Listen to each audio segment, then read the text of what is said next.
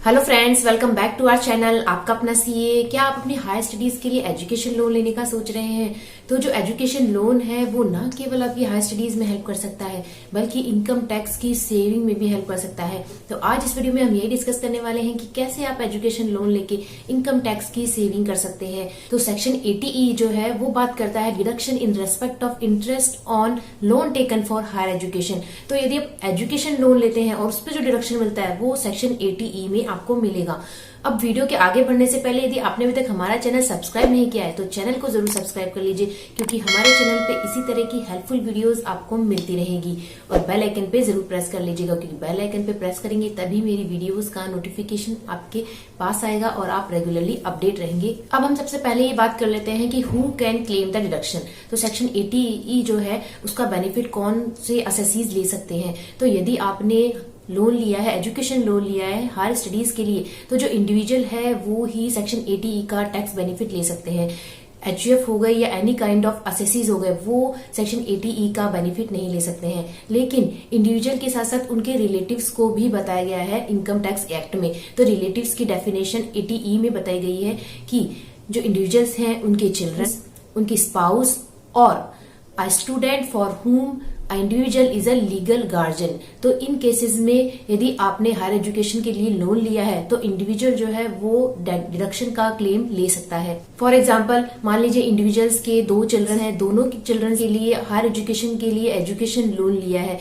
तो जो इंडिविजुअल्स है वो सेम ईयर में दोनों एजुकेशन लोन जो लिया है उनके लिए टैक्स बेनिफिट क्लेम कर सकता है। सेकेंड पॉइंट आता है कि आपको ये जो एजुकेशन लोन है वो लेना कहाँ से है। तो एजुकेशन लोन जो है आप बैंक से ले सकते हैं, फाइनेंशियल इंस्टीट्यूशन से ले सकते हैं या अप्रूव्ड चैरिटेबल इंस्टीट्यूशन से ले सकते हैं। यदि आपने इन इंस्टीट्यूट से अपना एजुकेशन लोन लिया तो फिर आप क्वालिफाई होंगे टैक्स बेनिफिट को लेने के लिए। लेकिन यदि आपने एजुकेशन लोन ले लिया अपने फ्रेंड से या अपने रिलेटिव से तो फिर आप क्वालिफाई नहीं होंगे सेक्शन 80E के टैक्स डिडक्शन को क्लेम करने के लिए।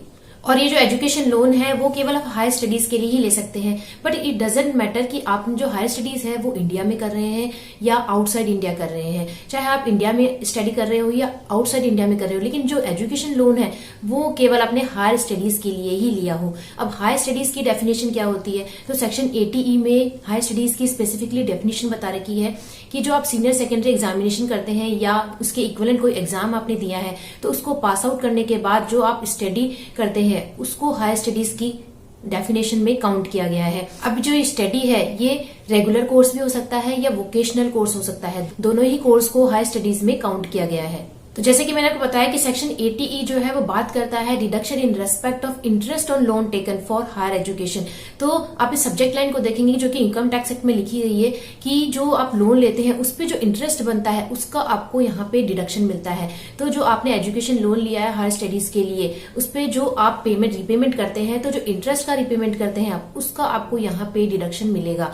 यहाँ पे जो प्रिंसिपल अमाउंट है उसका डिडक्शन आपको नहीं मिलेगा। तो ड्यूरिंग द फाइनेंशियल ईयर जो आप EMI का पेमेंट करेंगे तो उसमें 2 पार्ट होते हैं, प्रिंसिपल अमाउंट और इंटरेस्ट अमाउंट। तो जो इंटरेस्ट का अमाउंट है उसका आपको यहाँ पे डिडक्शन मिलेगा। आपको ये इंपॉर्टेंट ये बात है कि जब आप अपना ये एजुकेशन लोन ले EMI का रिपेमेंट करें तो आपको बैंक से, मान लीजिए आपने बैंक से एजुकेशन लोन लिया है तो बैंक से आपको सर्टिफिकेट लेना होगा। और ड्यूरिंग द फाइनेंशियल ईयर जो भी आप एजुकेशन लोन का रिपेमेंट कर रहे हैं तो उसमें प्रिंसिपल और इंटरेस्ट का अमाउंट है इंक्लूड होने चाहिए उस सर्टिफिकेट में। अब आपके मन में ये क्वेश्चन आ रहा होगा कि इंटरेस्ट का कितना डिडक्शन मिलने वाला है।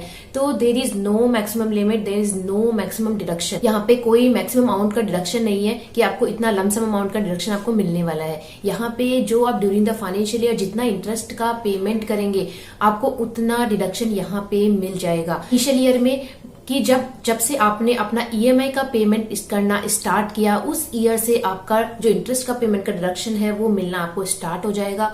और नेक्स्ट जो 7th असेसमेंट ईयर है तब तक आपको इस इंटरेस्ट के रिपेमेंट का डिडक्शन मिलेगा। तो मतलब टोटल 8 ईयर्स के लिए आपको इस इंटरेस्ट के रिपेमेंट का डिडक्शन आपको मिलेगा।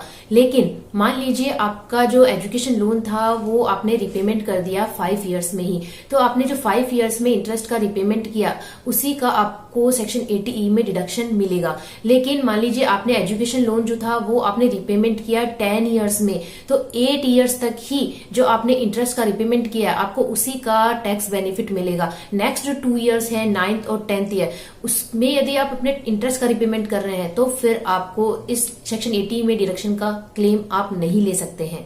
तो आप यहाँ पे देख सकते हैं कि ड्यूरिंग द फाइनेंशियल ईयर आप जितना भी इंटरेस्ट पे करेंगे एजुकेशन लोन पे उतना आपको यहाँ पे सेक्शन 80E में आप डिडक्शन क्लेम कर सकते हैं। लेकिन आपको ये जानने वाली बात है कि यहाँ पर जो प्रिंसिपल अमाउंट है, EMI का प्रिंसिपल अमाउंट है, उसका आपको यहाँ पे कोई डिडक्शन नहीं मिलेगा।